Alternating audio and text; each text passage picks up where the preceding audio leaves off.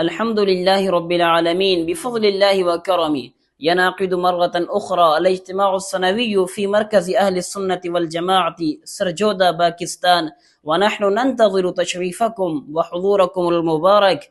ويتميز هذا الاجتماع بأنه يوفر بيئة حقيقية نافعة للعلم والتربية والإصلاح، حيث تطمئن القلوب بذكر الله وتزداد النفوس إيمانا ويقينا. وفي هذه المناسبة المباركة سيكرم إن شاء الله تعالى بدستار الفضيلة 75 حافظا للقرآن الكريم، و75 من العلماء الكرام، و50 طالبا من طلاب دورة العلم الدينية، و600 مفتيا من المفتي الكرام. وندعوكم بإخلاص ومحبة إلى المشاركة في هذا الاجتماع المباركة، وأن تكونوا جزءا من هذا المشروع الديني العظيم بقيادة فضيلة الشيخ متكلم إسلام مولانا محمد إلياس غمّن حفظه الله ورعاه.